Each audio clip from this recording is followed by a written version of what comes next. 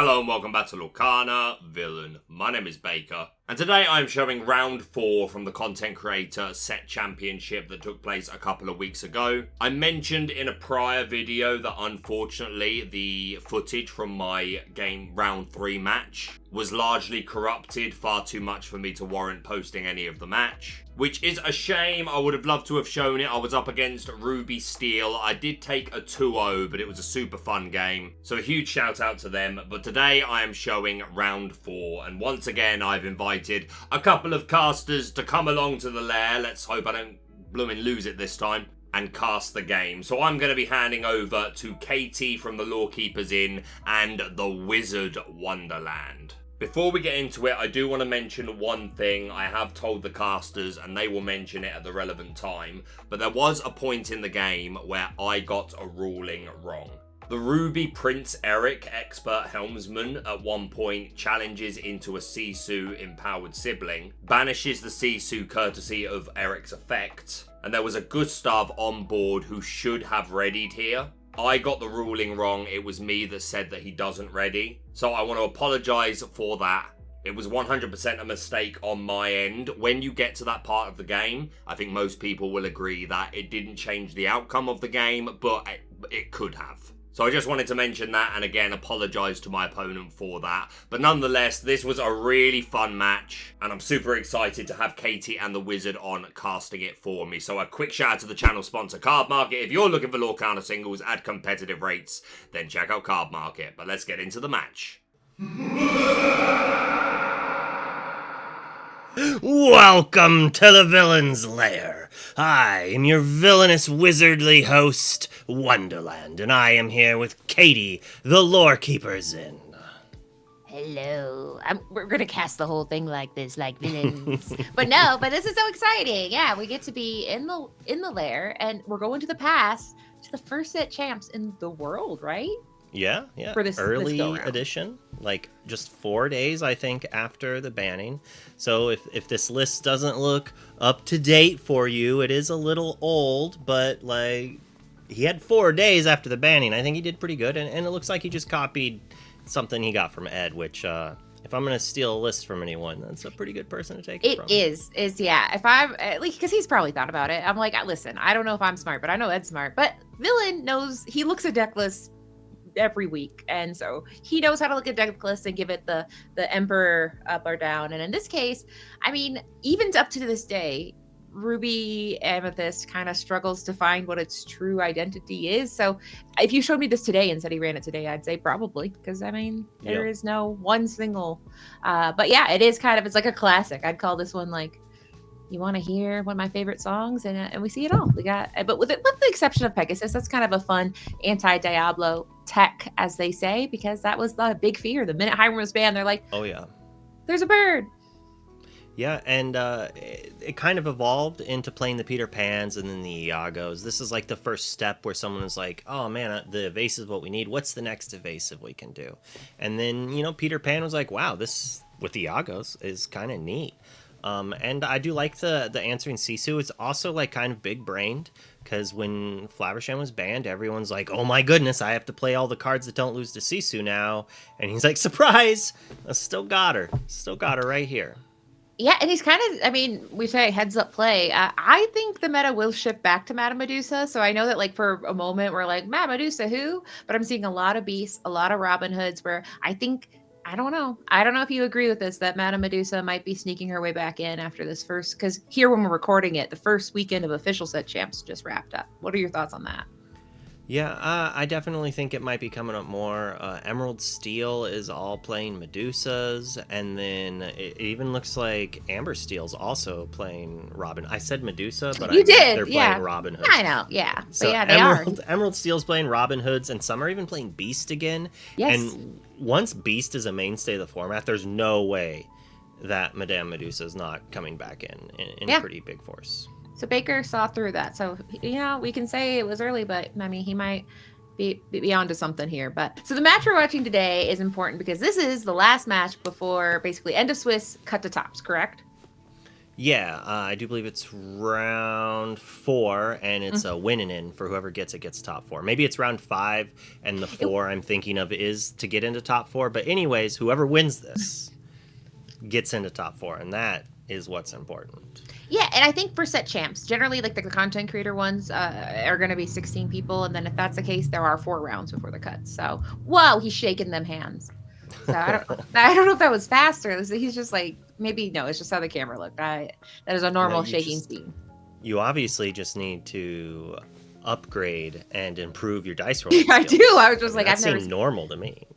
Yeah, so we do see him against his opponent, who is Jenny, or Jennifer Bingham. I looked up. Could be one of the 3. She says, "Call me." Nice. Gorgeous. Sorry, That's I interrupted. I was just so But stunned. it's important, and I think that's really the goal, right? When you have a good playmat, you bring it hoping your opponent will see it and go, "Oh my!"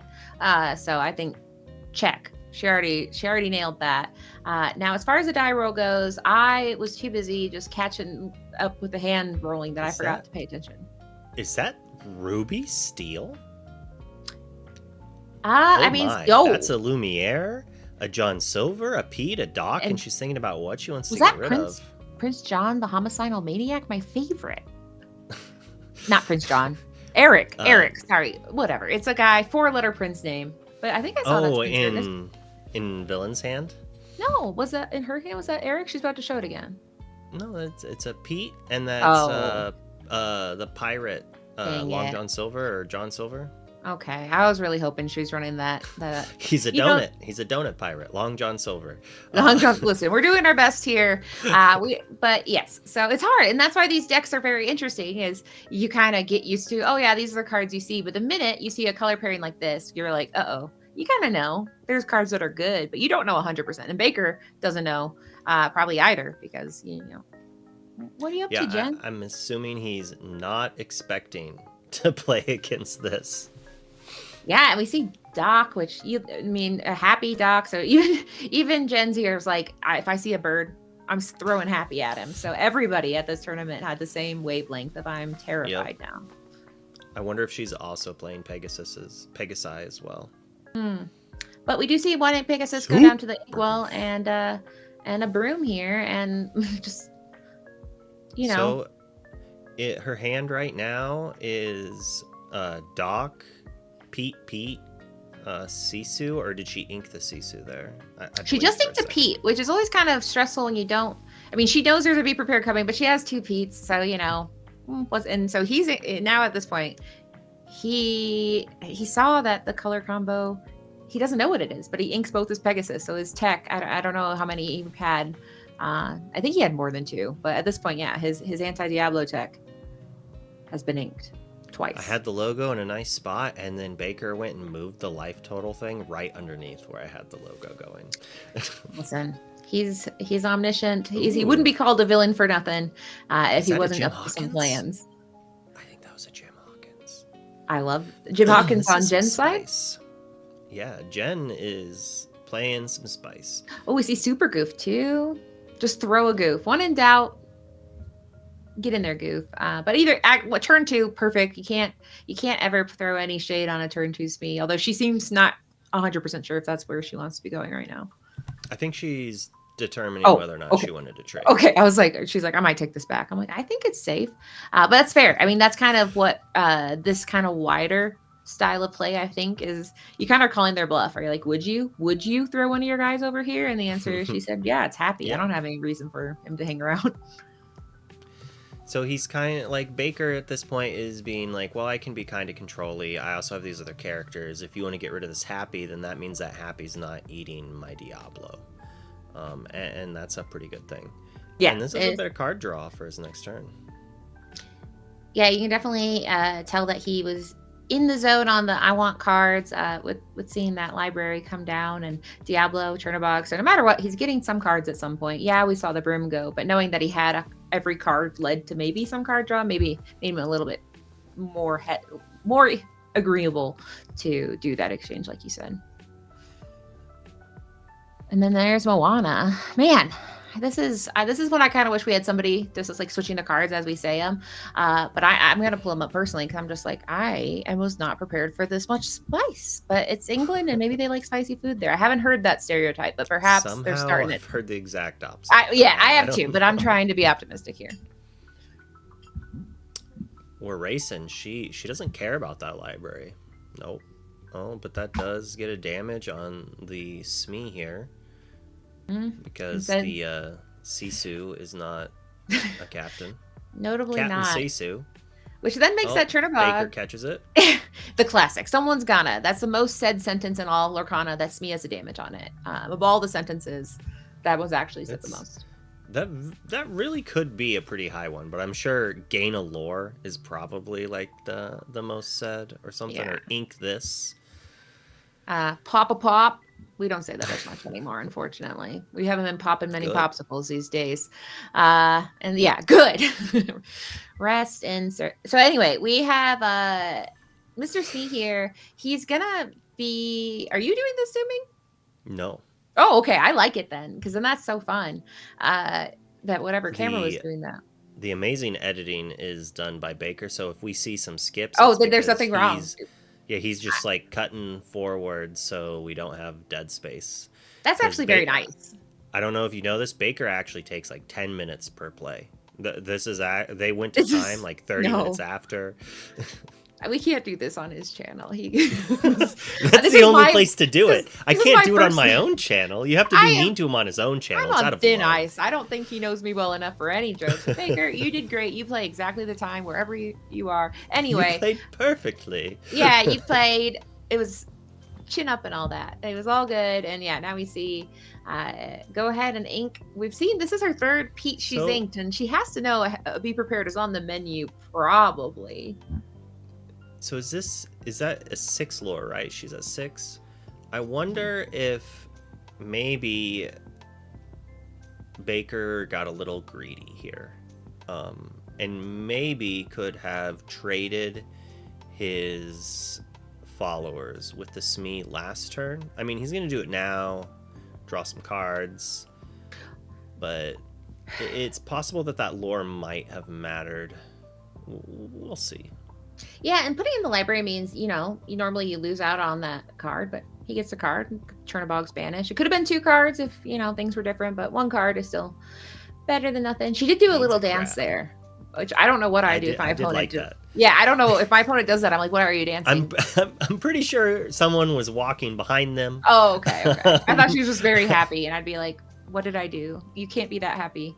But now we're all getting in the library. We're saying double the card draw here if you decide to get rid of those Diablos, which you do at some point have to do something. Now, you don't sometimes if you're like good and you're like, I don't need to deal with it. But, if you keep letting those Diablos swarm around you, that's some passive lore gain, which he already has with the library.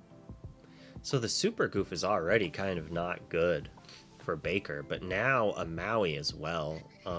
Yes. But I'm assuming you're doing super goof time. Yeah, which, double value here. The super goof comes in, takes no damage, gets 2 lore. Easy work is what they would call that. And then he says, 2. Which feels good. Yeah, so Sisu and Pete could take out library now, I think. The 2 cards from there, I think we're at 3 or 4. I guess it depends on if we're at 3 or 4. If we're at 4, all right, not enough. Or it's just not worth it. We want that 2 lore more. And notably, I mean, Sisu used to always come with the Flynn, I feel like, but I think people, wow, that's been very fun there. Yeah, I don't, my set champs aren't like this. The vibes are rancid. We're stressed, but wow, apparently... you need better set champs, because that's true. My set champs are kind of like that. Maybe I'm just stressed. This could be more a tell on myself, but either way, let us know in the comments. Are you dancing or is sweating? Your set champs, do people break out and dance like that for fun? Or are they all mean, rude people who frown all the time? Baker's not dancing. Nice. Baker doesn't look like he's... I mean, if we see Baker dance... Yeah, that's true. He's like, we can't... Yeah, that's what... The screen is nodding. See, the people next to them are dancing and it hits the table. Now, Madame Medusa's coming in and he might have emptied his card in hand enough where he is able to pick between Sisu, but I don't think it looks like it was only... The only option was Super Goof there. because he looks like he has more than 3 or more than 2 cards, which would be enough for Madame Medusa. Or no, he has 3. It's tough to say. This is the hard part, but it did look like he's. Oh, yeah. I think he has 4 cards in hand, but one of them's a Sisu, which is like good and bad. Yeah, it's interesting, right? Like it seems very good, but at the same time, it might not even hit anything. And she was correct. planning. Yep, she had that set up last turn when she challenged with the Pete. She's like, oh, I'm gonna play this Maui next turn and take it down. So that's why she quested with Sisu. She had that already geared up, turns in advance, and now she's just gonna kind of eat some stuff up. She doesn't even necessarily have to, but Crab's irritating.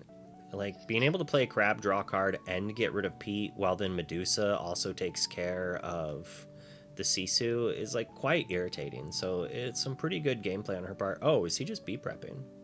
Does feel like it. When I see somebody, I see a couple pieces here. I see 6 ink, 1 ink away from a B-prep, and he just quested very decisively, inking a brawl. All right, you got to take it. Be prepared. I'll get the next round, maybe. I don't know. They might have be prepared, so they might be doing this a lot. But I don't know if you noticed, she inked a Flynn. So my call of like, maybe no Flynn, but she got a Flynn and a Doc, which is... This is pretty good. Yeah, I mean, a Doc in the hand is worth if 2 it cards. If it wasn't for the Sisu we knew about. Yeah, watch out, Doc, you're in danger. But we do see a Gustav the Giant and Bagheera, which are 2 cards that... I have personal heartburn with Gustav the Giant, but we can talk about it. We'll see how long he stays around, and it might be a while because he's a big boy. Yeah, I do believe he's a 6/6, quest for 1, and then he readies whenever one of your opponent's characters goes. I'm gonna look it up. I'm not gonna lie. Yeah, notably, I did a scavenger hunt where I had to find him in Disney World, and I could only find him one place in Disney World. So he's elusive in every sense of the word. Where is he in Disney World? He is on a picture. Well, no, actually, no, you can't find him. You can only find Jack. It's a long story. Moral of the story is Cece does come down. Gustav says, I'm fine, but it does say whenever one of your other characters banishes another character in a challenge, you can ready him. So basically, you need a buddy. He needs a buddy to be able to either quest or deal that 6 damage. But Super Goof could help. Oh, it is Prince Eric. I thought that was a Lumiere for a second. And I know, but I thought I saw Prince Eric, and I did. And that's my favorite boy, because he says, if you go down, I go down, you go down with me. And that's very fun. It's a very fun little card that I do miss people playing.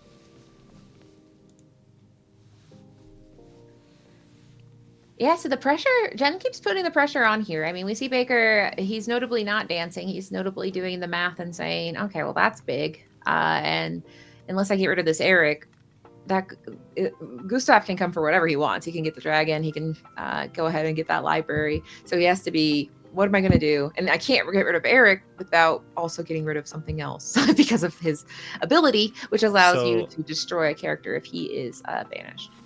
So I guess the question is, and I know Baker said that there was something with Prince Eric and Gustav that he mentioned and that they got wrong.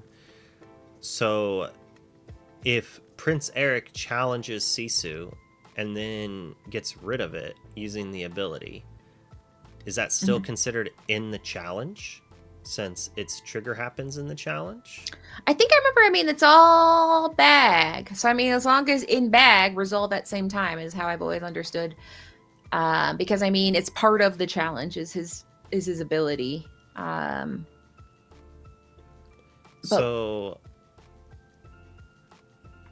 So my assumption, I would probably have ruled that wrong too. It's but rough, I guess it would be considered still in the during the challenge that it happens. So I could see that, and I'm assuming that that's what he mentioned beforehand, which is a unique ruling, and I could definitely see getting that wrong.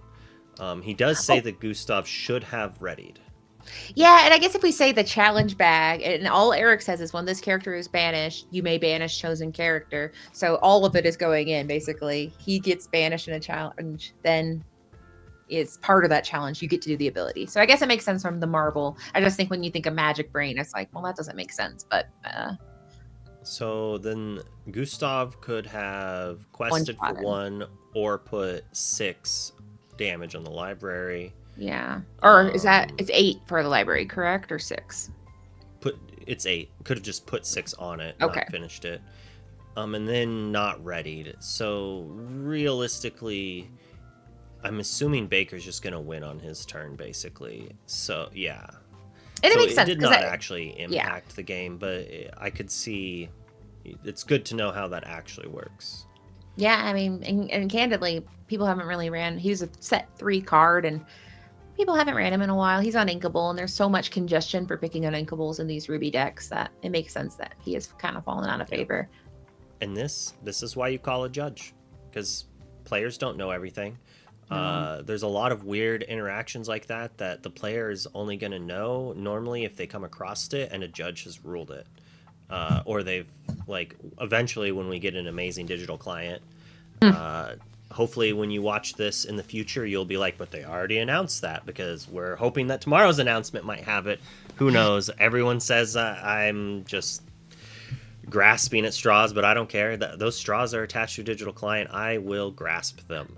Now, Baker did something you never see at a tournament. He put on a jacket because he was feeling too cold. Every tournament I ever go to, it is a temperature and a moisture level that I cannot. But this is not like every tournament. These So content creator ones are a little special. So people don't smile at your locals. They're cold. They don't dance. Yeah. They don't put on coats.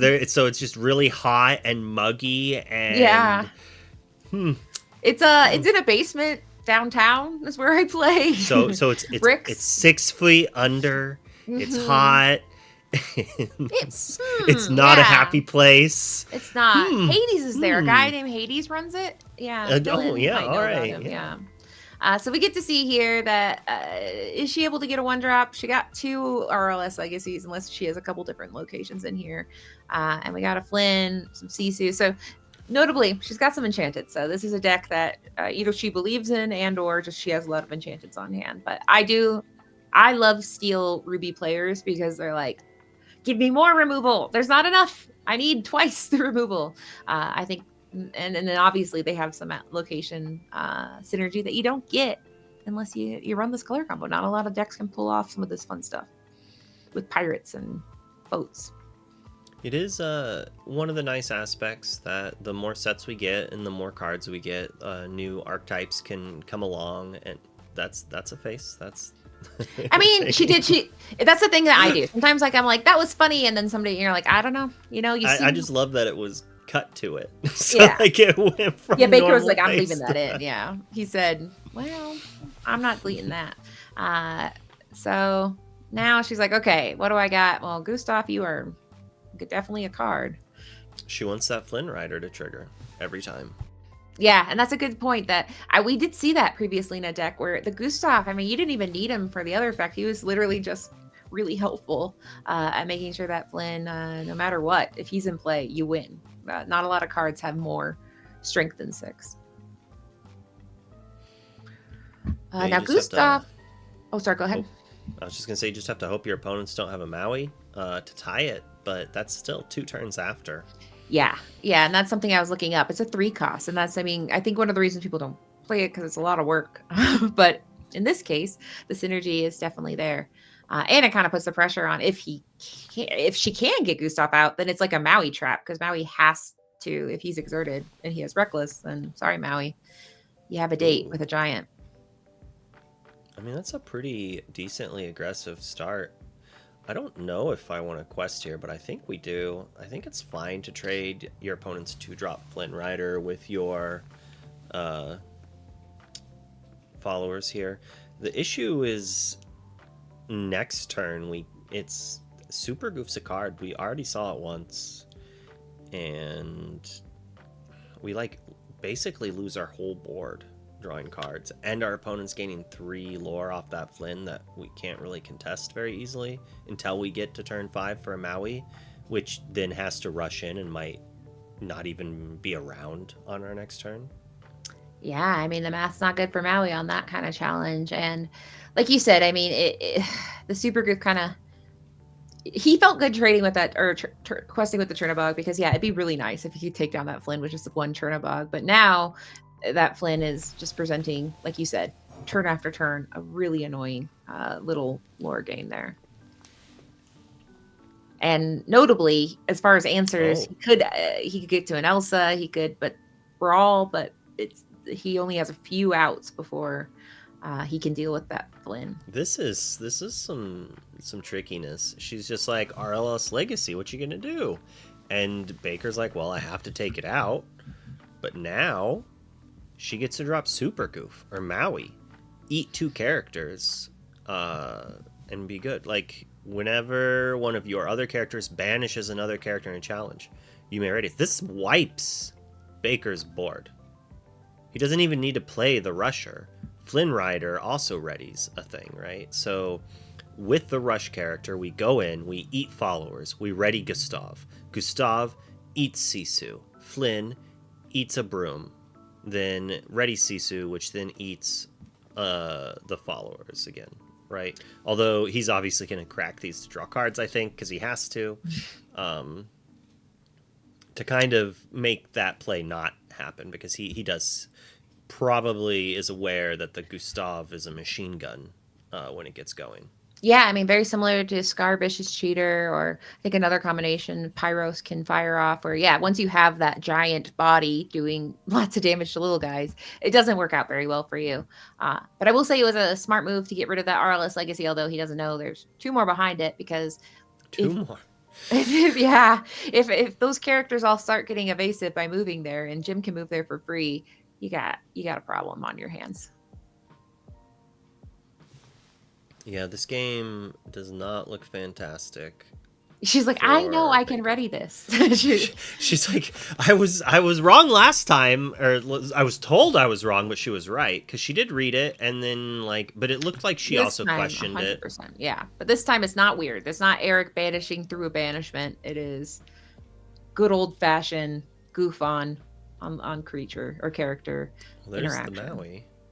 So we get a Maui, eat Super Goof, and then we just either pass after questing, or we could trade the genie, but that seems quite not good. Yeah. So he says, which is good, because that goof is a problem. We already have the Flynn problem. We don't need another goof flying in and getting 2 lore for fun. But the Flynn problem, unfortunately, is continuing at this. Well, actually, no. She finally stopped the Maui with the Gustav. You're right. That'll make it where. Is that a happy? It looked like she was going to ink it, so I'm assuming that's a happy and not a dock. Yep. And to the Inkwell happy goes, because he's not really. Little white bearded men. And now, it looks so similar.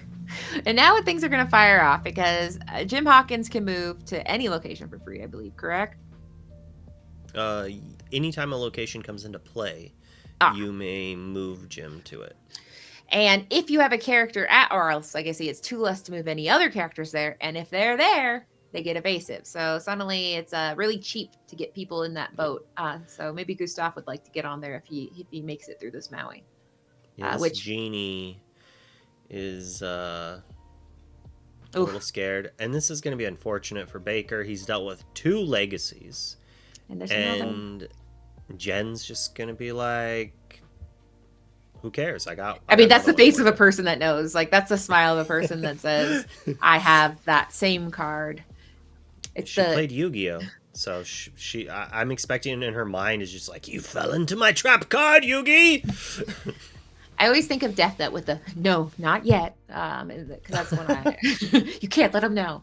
But here we go. Genie, at least get some value there.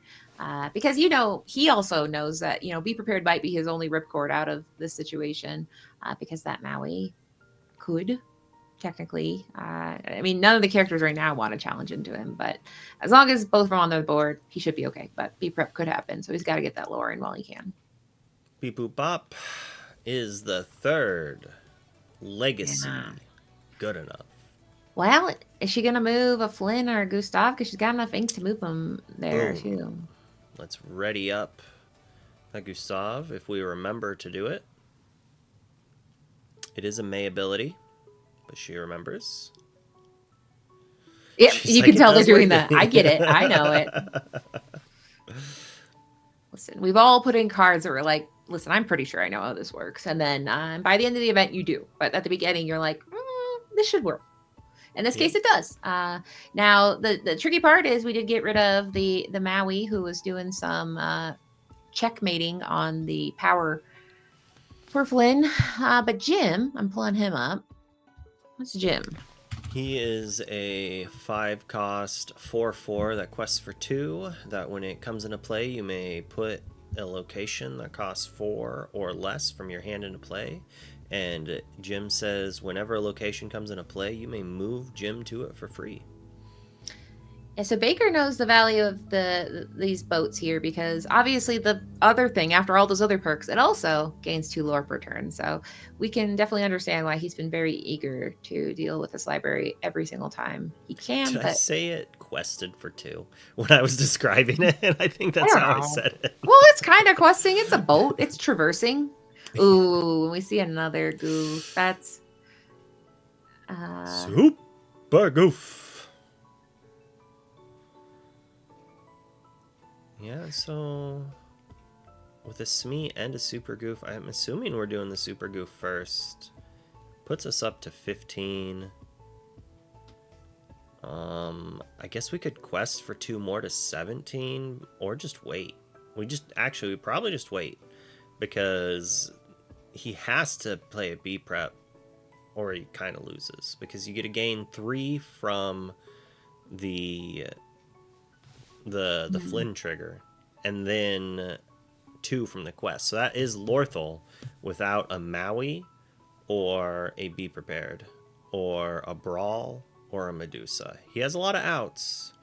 Oh, and that's not bad. That does a few things, but he doesn't have enough challengers yet. He does now kind of actually need a fox. He can't take out everything. Sorry. I mean, there's one way he could throw a crab into that boat and then send the bee prep, but I don't know if he has that in hand. He's gonna get to draw some cards at least. Oh, well, we're going after boat. It is something that needs to happen. Yeah, because now that Goof and Jim are coming back down to challenge level.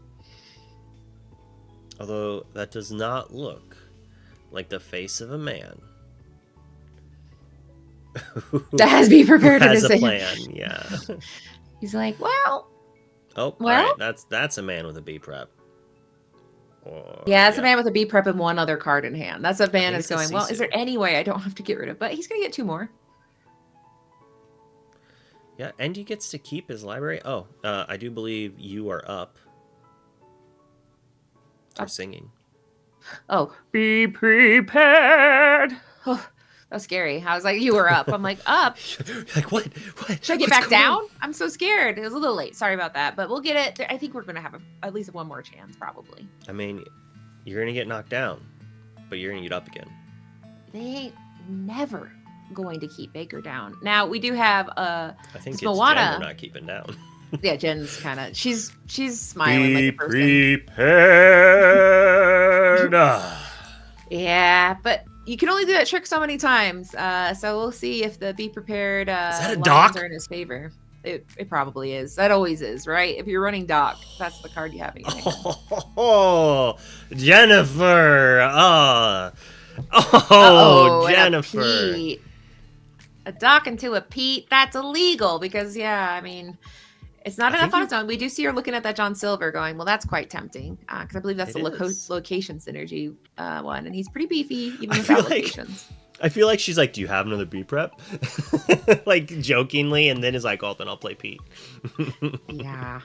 And I mean, we'll find out, but we won't just yet because now we're going to go ahead and see. I didn't do that.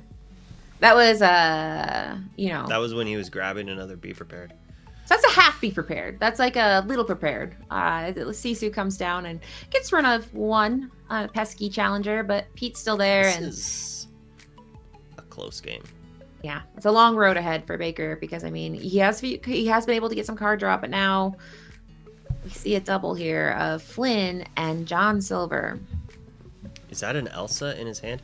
So that was probably why he was disappointed on his turn, because he definitely did not want to have to play an Elsa.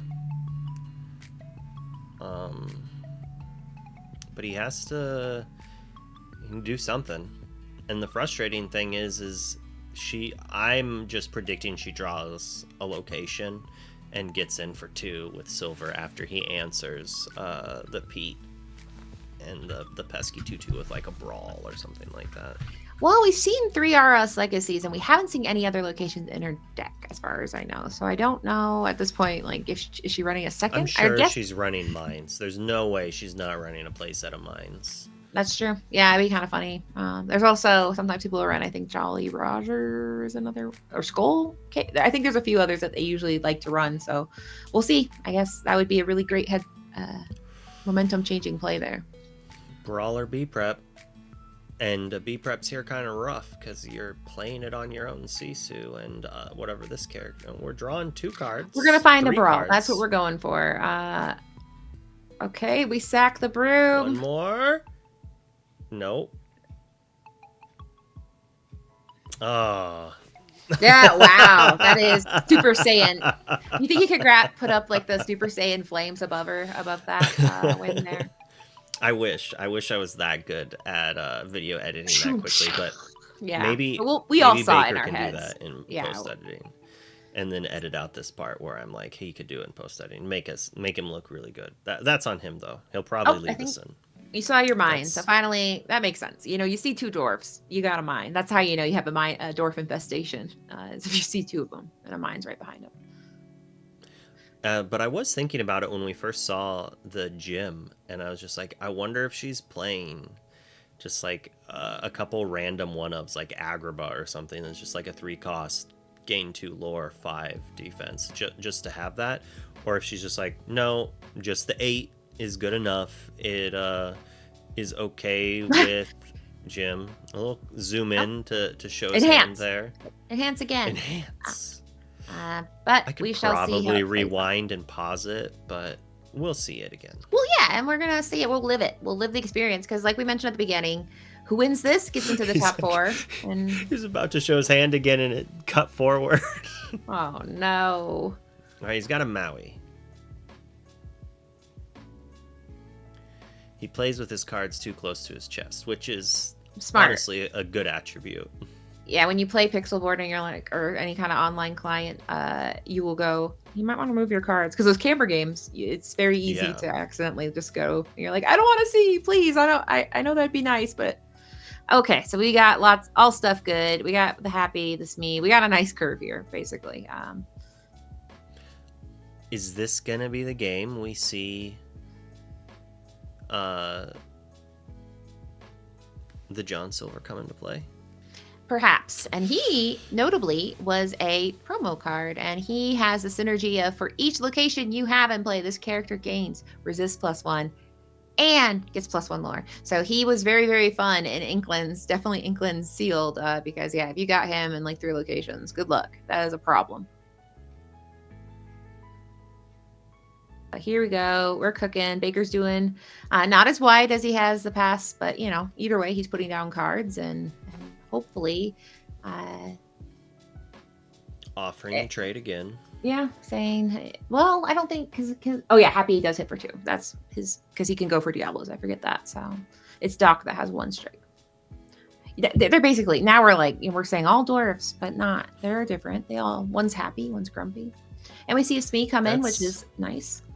That's what I wanted to see as a Duel Link card, and once spoiler season for Jafar comes up, I hope we just randomly get like 2 more Night Dwarfs, like Ruby Steel Night Dwarf Duel Links that are just like sauce. I don't know exactly what they need to do, but they need to be good and cheap to make mines have a bunch of targets, and I think that could make Ruby Steel a more played archetype.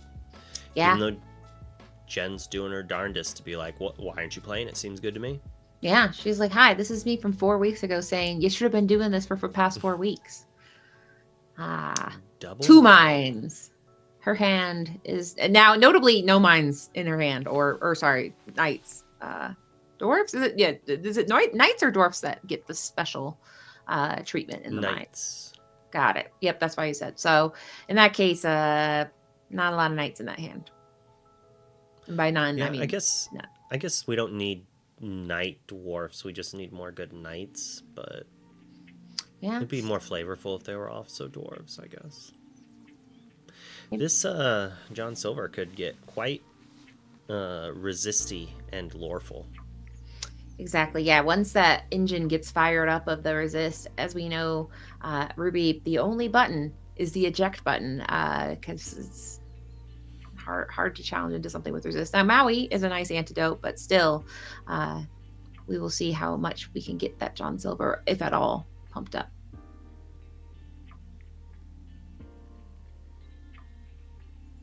So Baker's making good use of that library. He's used it to get a lot of card draw. So definitely fun to get out early. It's not like the most splashy card to get out on turn 3, but if you still have some brooms, Chernobygs, it's just nice to get that extra card draw as we see him do. All right, Jim's here. So we got 2 locations in hand, a gym. So we're gonna start powering up. That poor Pegasus. I know. He doesn't know. And all it takes is just one, which is kind of a bummer. He is a 3/1, so And now Smee does it. Yeah, now Crab can't take out the John because of the resist +1. This is after seeing what's in her hand, could get really dangerous. He kind of needs a fox. A fox answers it. If he has a fox here to be able to trade and draw a card, that could be pretty solid here for him. Or a Maui. That's even better, right? Oh, well, interesting.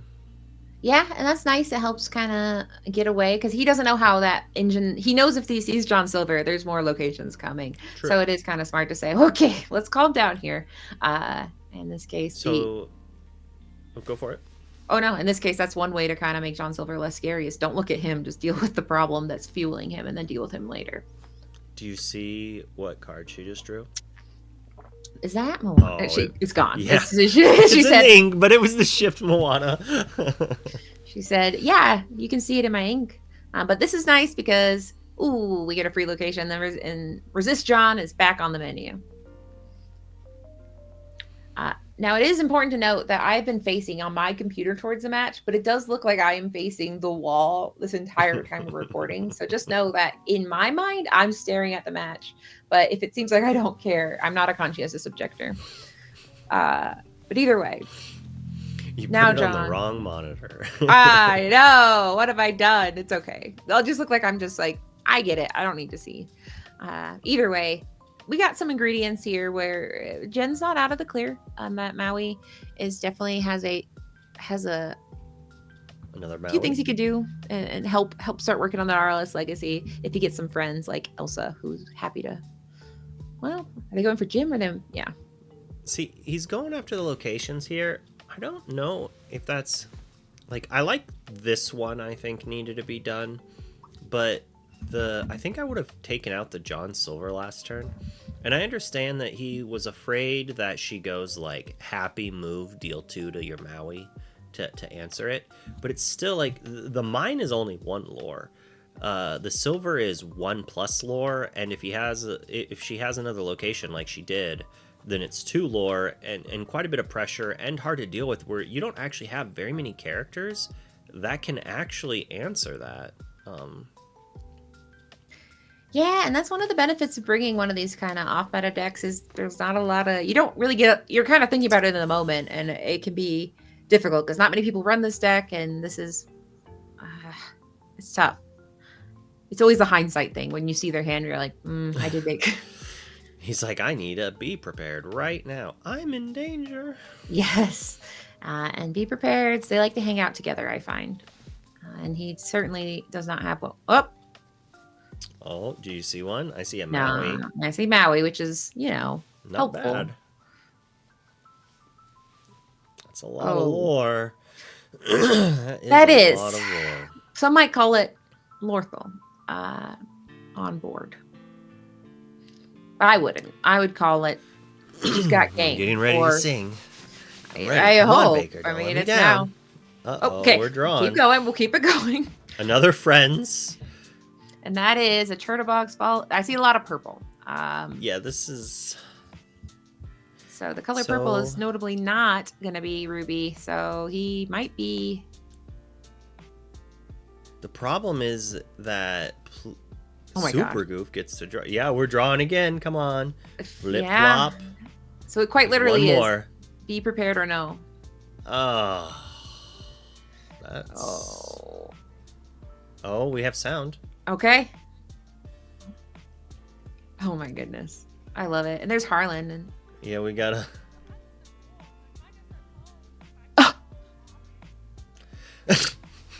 cold-hearted. Oh my goodness. I don't think she is. You know, I don't know her, but that seems like not a cold-hearted person. She say fudge? Yeah, she said, oh, fudge. That's very wholesome. This is a very wholesome individual. I mean, I know you're used to your brutal, cutthroat, mean locals. Yeah, but this is with quite lovely. bad This air is conditioning. bloody lovely. This is quite nice. I'd like to be in this room. Apparently, Colorado Springs is the opposite of all of this. So, yeah, you know, I think Baker put up a good show. I mean, I didn't see anything where I'm like, oh, why did he do that? I mean, like you said, it was go for the locations, go for the characters. But do you think after seeing how the game ended, do you think it could have, knowing his hand? I don't know. I think, like, the play I'd said, like, it might have saved him a lore, but towards the end there, I don't think he would have necessarily had enough. We can rewind a little bit here. Oh. Yeah. So right here, he would have taken out the silver, which would have left her with a location. And the Smee, she's only at 6, and then the next turn she commits this, so the silver would be gone and there would still be a mine. She didn't really have any other plays, honestly, but he doesn't know that. Yeah, and that's the thing. You're like, what are you gonna do? You've got you got she inked one. Yeah. Yeah, and that Moana, I was kind of wanting to see what kind of synergy she was thinking about firing off there, because I saw the little one where you can't do much with her. I believe you can't challenge unless you have a captain in play, and then the larger one is shift 5. When you play this character, you may move any number of your characters to the same location for free, which that could be quite nice. And then you gain 1 lore for each character you moved, especially because one of her locations gave you evasive, another one does damage. Well, for 1. But either way, being in a location can be quite beneficial. But we didn't get to see that fire off, and she still got into the final 4. She might not have inked it had he gone for characters. And, like, the game could have been a bit different. It's very possible that she had a dwarf hidden in her hand that I missed. But if she did have the dwarf, which, like, Baker was playing around, she could play that, move it, shoot down the Maui, and then he doesn't have anything. And he needed that to take out this. The RLS Legacy, where she still had the Mind and not the John. Like, the John quested for like 5 more lore, I think, something like that afterwards, maybe only 4. She's at 10. It quested for 2 here, and then the Mind would have gained 1, so it's only +1. And then the next turn, the location is answered, and then it quests. So it might have only been 2 more lore, but then if she challenged, like, so this is an interesting thing where sometimes it's right to give your opponent the chance to make a mistake. So had she been like, oh, I need to get rid of this Maui so my other stuff could happen, and trades the Smee into it, maybe. Also, getting rid of the John makes the Smee start taking damage. So it might have been answered by the Elsa that then wasn't able to answer anything. Yeah, and it's such a hard thing in hindsight too, because I think, you know, when you're playing Groovy, you're like, I'll probably hit a Be Prepared at some point. So I mean, he could have had in his mind like, well, I just need to wait. I'm gonna get there. I have two friends. Yep. And his deck said, no, I'm so sorry for you. I will not be providing you with a Be Prepared today. So I think knowing that perfect sense. Like with Sisu's and B preps, it's the locations that are dangerous. So like he's like, well, I need to answer these first and rely. I think you're dead on what he was trying to do there, and we saw the friends, and so. Yeah, and the friends said, not good friends. Those aren't very good friends on the other side. They said, I can give you something. Hers. Yeah, they were her friends. They were on her side. That's the point. And she said, oh, fudge. So I love that. But as we know, so she went on to the Final Four, but Harlan took it home. And Harlan the Sweet. That's not his real name. That's another one where I'm like, he must be named Harlan. No. No. But Lorcana Villain's first name's not Lorcana either. That's Baker. So, you know, this has been a treat. So I really appreciate him inviting us to cover it because it is fun. I think that Ruby Amethyst is a deck that is ever evolving. We've seen people do the retro style. We've even seen some people put in Queen's Castles just tonight on the ICL. So it's a wild deck. It's fantastic. And big thanks to Baker for letting us do this on his channel. Hopefully we'll get to do it again sometime. It was fantastic, and hopefully he wins next time too. Hearts, Baker, I love you. Yeah, we hope you win. I think you should say that to anybody that lets you be on their channel. I hope you win next time. Unfortunately, we know this one. His team is doing fantastic in the ICL. Every Monday, Wednesday, and Friday, we have a different match going on my channel. You can look at my name right here, and you type that into Twitch, and you'll probably get there. Basically, Twitch/Wonderland. I did get that. And you'll be able to see the Villain Club with countless amazing all-star players that Baker is able to somehow trick with tea to play on his side. It's quite amazing. And the crazy thing is he tricks them with tea and then they drink it on like a every month basis. They keep delicious tea. Yeah, so they're like, it's listen, delicious. I'll try it again. Maybe it's not villain tea, and it's unfortunately always villain tea. But yeah, the ICL, you gotta tune in. We see him in the chat, and it's like 3 a.m, and I'm like, my goodness. Yeah, he's like in his lair, being like, I gotta help my boys, which that's not villain behavior to support your team, but there he is. Villains are notoriously supportive. They do. They love their henchmen, and you love that. You love to see it. You love to see their villain support staff being compensated with support. So yeah, I think for me, you can find me at the Lore Keepers in pretty much any place you type it. Type in that. That's what I'll say. And so otherwise, this has been a huge honor. I've never collaborated with Baker directly, so it's kind of like I'm collaborating with him, but like through time and space, and I'll take it. That's the highest honor for me. Just put your hand up, and then he can edit a high five into him, so it's like you high five together. There, you don't. But either way, I still feel this is a very exciting, very, very huge honor, and very cool that and they get to do their set champs, because it's cool when the content creators get to play against each other. Jen looks like she does every type of content. I went to her video and she's like, crochet, Yu-Gi-Oh, Lorcana. I'm like, okay, wow, yeah. So shout out to her for killing it in all realms. While we were like, I'll do Lorcana. That's all I can handle skill wise. Yeah. But thanks again, and we'll talk to you at the ICL, I guess, or hopefully on this channel again. Bye. Yeah. Bye. And as you see, I am taken down by Ruby Steel. Obviously, never the best feeling to lose, especially because winning here would have put me into top 4. But that being said, considering how happy she was to have beaten me there, that was a really nice moment for her. It was hard to not enjoy that moment with her. So, of course, obviously, I hate to lose. But as far as losses go, this was probably one of my more enjoyable ones. I did end up finishing 6th, got my Hero Hamada promo card, which I was very happy with. I want to give another huge thank you to Ravensburger for running these events and for inviting me along. Again, it's always a privilege. I also need to make a point of saying again a humongous thank you to my personal friend and tech guy, for all intents and purposes, Fidget. Fidget's a wonderful person that I had the privilege to meet about 3 or 4 years ago. He was my first ever DM playing D&D. Back when I had my Pokemon channel, we used to collaborate a lot, and I'm very proud to still call him a close friend and very thankful for him and what he provides me for these sort of events. Fidget provides 95% of the equipment I use for these events and has the technical knowledge to help me with basically everything I need, so a huge shout out to him. This video is coming out either on Thursday or Friday. There will be no content again until Monday. I'm actually going to be away over the weekend working for Ravensburger, running some Lorcana demo events, which I'm really looking forward to. But please continue to send in your set championship winning deck lists. And come Monday, we'll get back to those videos and a variety of other things. But that's it from me for now. Thank you so much for watching. If you're brand new to the channel, please subscribe for all things Lorcana. Hit that like button to show support. And we'll see you soon.